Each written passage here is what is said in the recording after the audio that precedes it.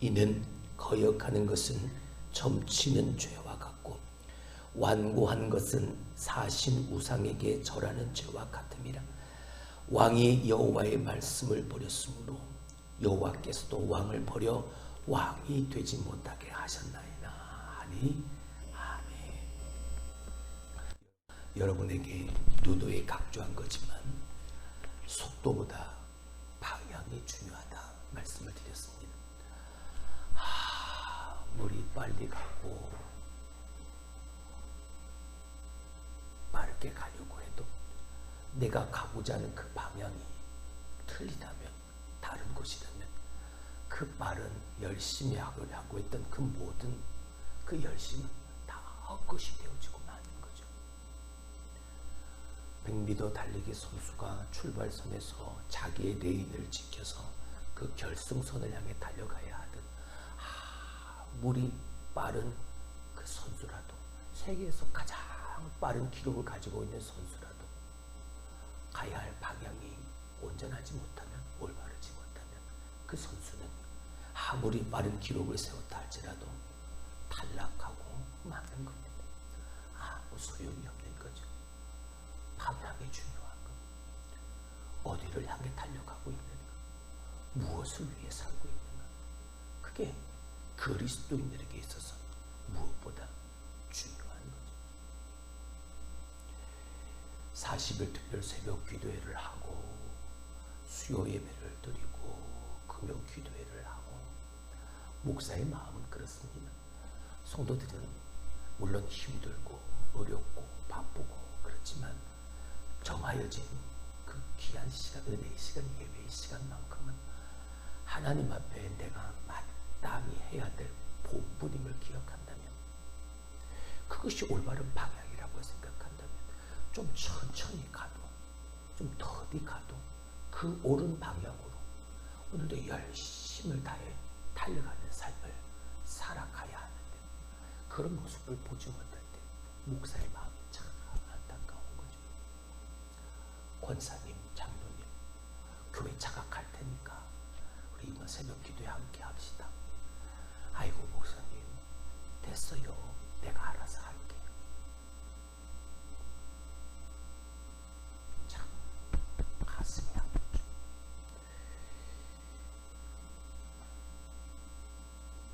천천히 가더라도 다 같이 함께 손잡고 이번 우리 40일 특별 새벽 기도의 주제처럼 예수님이 선택한 가장 아름다운 그 선택, 그 십자가를 향해서 우리 같이 가자.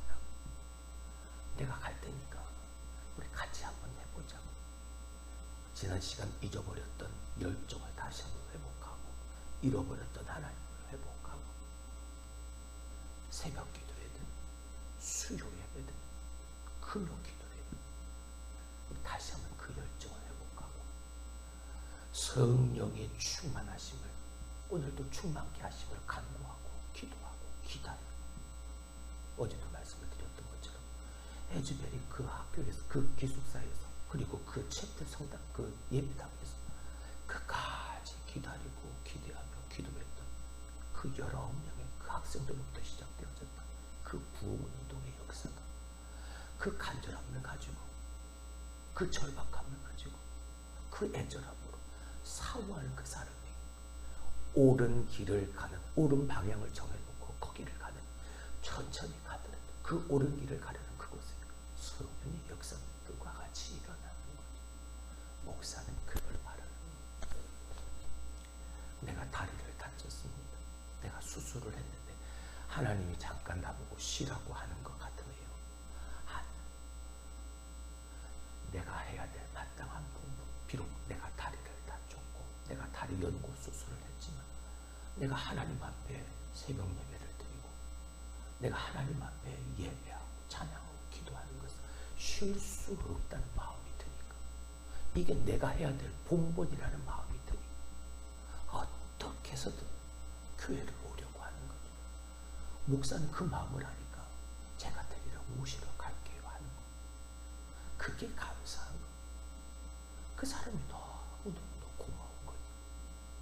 목사의 마음을 알고 하나님의 마음을 알고 어렵고 힘들고 그게 변명과 핑계가 되지 않고 내가 가야 될 옳은 그 방향을 향해 온전한 열심을 내는 모습이니까 목사도 기쁘지만 그 모습을 바라보는 하나님은 얼마나 기뻐하실까. 할렐루야.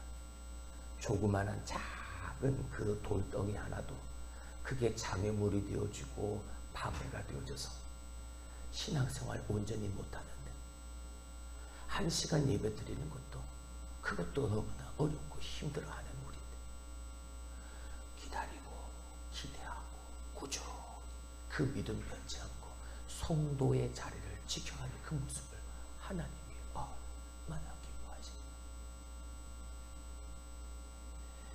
사울은 열심을 내었습니다. 하지만 그 열심이 하나님이 없는 열심이었죠. 그에게 주어진 옳은 열심이 아니라 하나님 없는 그릇된 열심이었습니다. 거역하는 건 점치는 죄와 같고 완고한 건 사신 우상에게 절하는 죄와 같다. 그걸 알지를 내가 하는 열심이, 내 열심이, 내 의와 나의 모습을 더 드러내고 나의 열심이 하나님이 바라시고 원하시는 하나님의 그 열심을 뛰어넘어 버리는, 그러니까 말씀도 잃어버리고 은혜도 잃어버리고 능력도 잃어버리고 남아있는 건 나만 내 이름만 남아있는 거예요. 당신이 왕이 하나님의 말씀을 버렸으므로 하나님도 당신을 버리셨습니다. 기가 막힌 이야기죠. 하나님이 사무엘을 택해서 기름 부어 왕으로 세우셨는데 헛된 나의 열심으로 말미암아 하나님 앞에 버림을 당하게 되어진 너를 대신하여 새로운 왕에게 기름 부음을 하나님이 행하시게 되어진 이 기가 막힌 상황, 헛된 나의 열심으로 만들어낸 결과가 되어지구만. 열심이 있어도 자아가 강하면 하나님의 의를 드러낼 수가 없는, 열심이 있는데 그 열심이 하나님을 위한 하나님의 의를 위한 열심이 아니라 내 자아 나를 위한 열심이라면 그 속엔 하나님의 의는 드러나지 않아.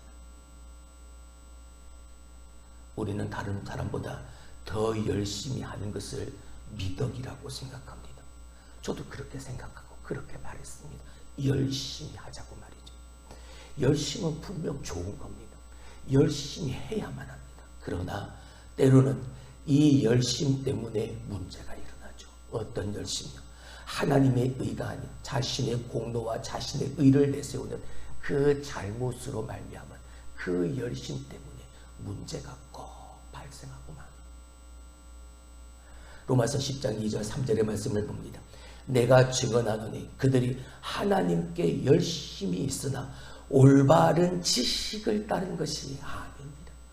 하나님의 말씀, 하나님의 마음, 하나님의 뜻, 거기에 따른 올바른 지식에 따른 것이 아니라 하나님의 의를 모르고 자기의 의를 세우려고 힘써 하나님의 의에 복종하지 아니하는 열심이니까 아무 소용이 없고 아무 효력, 아무 능력이 나타나지 않는 그야말로 헛된 열심인 거죠. 누가복음 10장 38절로 42절의 말씀을 보면 마르다가 예수님을 대접하기 위해 참 열심히 섬김과 봉사의 의무를 다하죠. 근데 그렇게 열심히 일하느라 정작 중요한 예수님과의 만남, 예수님과의 교제는 소홀히 여겼습니다. 마르다는 예수님을 위한다고 했지만 결국 그의 그 행위는 동생을 향해서 불평, 원망했고 결국 그 불평과 원망이 예수님의 마음을 불편하게 해드렸죠. 그렇게 하지 않아야 한다. 봉사도 말고 섬김도 말고 오직 아니요. 그런 말이 아니지 않습니까? 봉사도 하고 섬김의 도도 다 하는데 무엇보다 중요한 건 주님의 교제 안에서 예수 그리스도와 함께하는 그 생각 안에서 그 믿음 안에서 열심히 있어야지. 올바른 지식에 따르는 열심이 아니라 내 의를 세우려는, 보세요 주님, 나는 이렇게 당신을 위해 열심히 일하는데 저 동생은 지금 예수님의 앞에 앉아만 있지 않습니다. 마리아의 마음을 절대 모르는 거지. 그저 내가 지금 행하고 있는 나의 이 행위만 내 눈에 보여지는 거죠. 그러니까 동생 마리아를 향한 원망과 불평을 쏟아내. 그 모습이 주님 앞에 큰 불편이 되어져. 자아의 특성인 겁니다. 나만을 생각하는, 아직도 내 안에 살아있는 내 자아가 역사하는 특성인 거죠. 나밖에 보이질 않는, 다른 사람은 눈에 들어오질 않는, 내가 하는 게 옳은 거고 내가 하는 게 절대 맞는 거. 하나님과의 교제를 우선해야 자아의 문제에 우리는 빠지지 않는 겁니다. 하나님과의 교제가 먼저, 이것이 목적이 되어지고 이것이 이유가 되어지는 열심이 되어야 합니다. 할렐루야. 하나님과의 교제, 주님과의 만남. 사도행전 6장 1절 이하 6절의 말씀을 보게 되어지면 초대교회 성도들이 시험에 드는 사건이 나옵니다. 헬라파 유대인들, 히브리파 유대인들 사이에서 갈등이 생긴 거죠. 무엇 때문에 갈등이 생겼습니까? 왜 우리는 구제하고 왜 우리는 봉사하는 일을 시키지 않느냐? 왜 저들만 구제하고 저들만 봉사하느냐? 구제하는 일, 봉사하는 일 정말 하나님이 기뻐하시는 일이죠. 근데 그 일만 보니까, 그 일에만 얽매여 있으니까, 그 일을 통해 하나님의 교제를 소홀히 하게 되어지니까 구제와 봉사가 하나님 앞에 기쁨이 되어지는 게 아니라 공동체 안에서 시험거리가 되어지고 갈등을 일으키고 분열을 일으키는 그런 일이 되어지고만. 초대교회를 무너뜨리는 사탄의 큰 공격이었던. 근데 중요한 건요, 이 시험을 통해서 초대교회는 더 강해졌습니다. 누구 때문에? 초대교회 지도자들 때문이죠. 그들이 뭐 했습니까? 이 일을 놓고 사도들이 하나님이 원하시는 것, 그리고 주님과 동행하며 일하는 것, 이것이 주님이 원하시는 모습이다. 하나님이 우리 공동체를 통해서 원하시는 모습이다. 오늘도 우리가 거룩한 연합, 하나님이 기뻐하시는 아름다운 연합을 이루어서 함께 협력하여 하나님의 거룩한 선을 이루어가는 것, 그것이 하나님이 기뻐하시는 일이다 라는 것을 깨닫고 사도들은 말씀과 지도에 더 전념을 하게 되어지고 7 집사를 세워서 그 일을 나누어서 그 일을 감당하게 되어지니까 교회가 다시 회복되어지고, 오늘날 성도들 역시, 아니 나 역시도 주님과 동행하는 것을 소홀히 하게 되어지면 여러분 반드시 시험에 빠질 수밖에 없어요. 생각해 보시죠. 내가 시험에 들었을 때 무슨 생각 가지고 시험에 들었습니까? 하나님과의 교제, 그거 생각 안 했어요.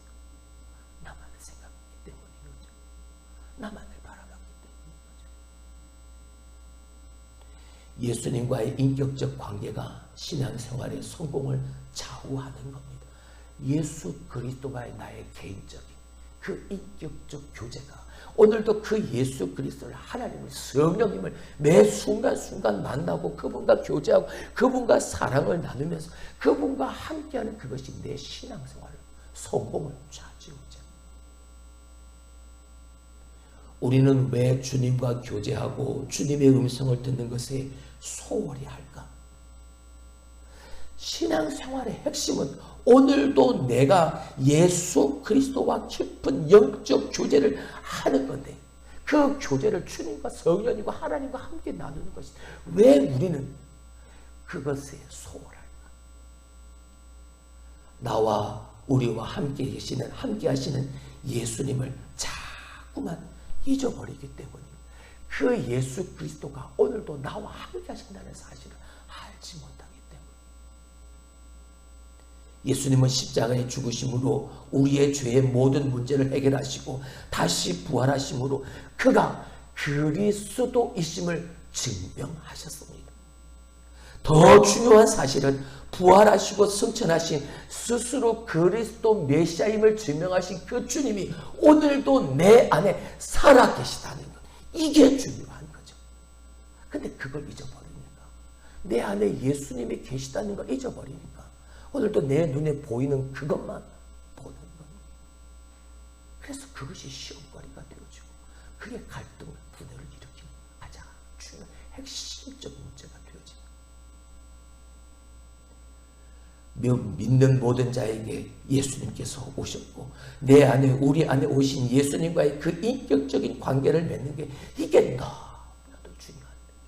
주님과 오늘도 만나려고, 주님의 마음을 기쁘시게 하려고, 오늘도 그 주님이 걸어가신 십자가의 길을 나도 믿음으로 따라가려고, 그 주님의 손을 붙잡고 매 순간순간 내가 걸어갈 올바른 방향, 그 믿음의 방향, 하나님이 기뻐하시는 그 언제나 신앙의 방향을 향해서 오늘도 열심을 다해 순종하며 나아가는, 그게 주님과의 인격적 교제의 만남입니다.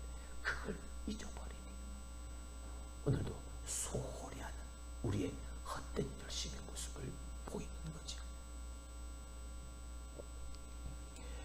우리가 오지에 선교사로 파송된다고 한번 가정을 해보시죠.